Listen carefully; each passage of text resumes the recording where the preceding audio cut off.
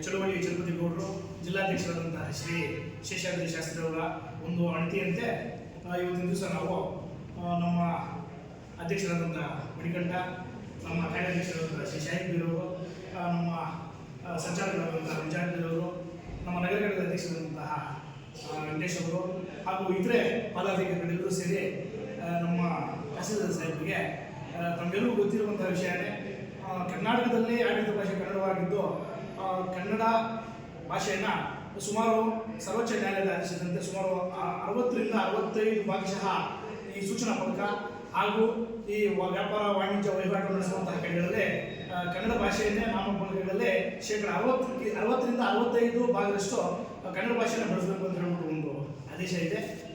ಅದರ ಪ್ರಕಾರವಾಗಿ ತಮಗೆಲ್ಲ ಗೊತ್ತಿರುವ ಹಾಗೆ ನಮ್ಮ ಕರ್ನಾಟಕದ ರಾಜಧಾನಿಯಾದಂತಹ ಬೆಂಗಳೂರಿನಲ್ಲಿ ಮೊನ್ನೆ ಆ ಒಂದು ಕನ್ನಡಕ್ಕೋಸ್ಕರ, ಕನ್ನಡ ನಾಮಫಲಕಕ್ಕೋಸ್ಕರ ಕನ್ನಡ ರಕ್ಷಣಾ ವೇದಿಕೆಯ ಕೆಲವು ಕಾರ್ಯಕರ್ತರು ಹಾಗೂ ರಾಜ್ಯಾಧ್ಯಕ್ಷರು ಹೋರಾಟ ನಡೆಸಿರ್ತಾರೆ.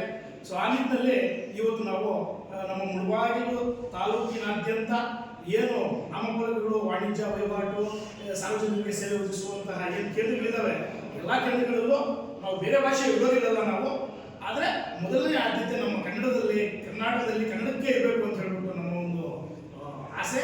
ಆ ಒಂದು ನಿಟ್ಟಿನಲ್ಲಿ ಎಲ್ಲ ವಾಣಿಜ್ಯ ವರ್ತಕರು ಹಾಗೂ ಎಲ್ಲ ಏನು ಈ ಒಂದು ಸಾರ್ವಜನಿಕ ಸೇವೆ ಒದಗಿಸುವುದರಲ್ಲಿ ನಿರತರಾಗಿದ್ದಾರೆ ಅವರು ತಮ್ಮ ಒಂದು ಅಂಗಡಿಗಳ ಮುಗ್ಗಟ್ಟುಗಳ ಏನು ಸೂಚನಾ ಫಲಕಗಳಿದ್ದಾವೆ, ನಾಮಫಲಕಗಳಿದ್ದಾವೆ, ಅಲ್ಲಿ ಕನಿಷ್ಠ 65ರಷ್ಟು ಕನ್ನಡ ಭಾಷೆಯನ್ನು ಬಳಸಬೇಕು ಅಂತ ಹೇಳ್ಬಿಟ್ಟು ನಾವು ಆದೇಶದಂತೆ ನಾವು ಈ ನಮ್ಮ ತಹಸೀಲ್ದಾರ್ ಸಾಹೇಬರಿಗೆ ಒಂದು ಮನವಿ ಪತ್ರವನ್ನು ಕೊಡ್ತಾ ಇದ್ದೀವಿ. ಮತ್ತೆ ಸರ್ಕಾರ ಆದೇಶವನ್ನು ಮಾಡ್ತಾ ಇದೆ, ಸುಗ್ರೀವಾಜ್ಞೆ ತಂದಿದೆ. ಸುಗ್ರೀವಾಜ್ಞೆ ತಂದು 65ರಷ್ಟು ಕನ್ನಡ ಭಾಷೆನೇ ಬಳಸಬೇಕು ಇದೆ. ಮತ್ತೆ 3 ದಿವಸ ಗಡುವು ತಗೊಂಡಿದೆ. ಸೋಮವಾರದವರೆಗೂ ನಾವು ನಮ್ಮ ಒಂದು ನಿಲುವನ್ನು ತಿಳಿಸ್ತೀವಿ ಅಂತ ಹೇಳ್ಬಿಟ್ಟು ಸರ್ಕಾರನು ಇದ್ರ ಬಗ್ಗೆ ಬಹಳಷ್ಟು ಆಸಕ್ತಿ ಹೊಂದಿರುವಂತಹ ವಿಷಯನೇ, ತಮ್ಮೆಲ್ಲರಿಗೂ ಗೊತ್ತಿರುವಂತಹ ವಿಷಯನೇ. ನಾವು ಮಾನ್ಯ ತಹಸೀಲ್ದಾರ್ ಅವರಿಗೆ ಏನು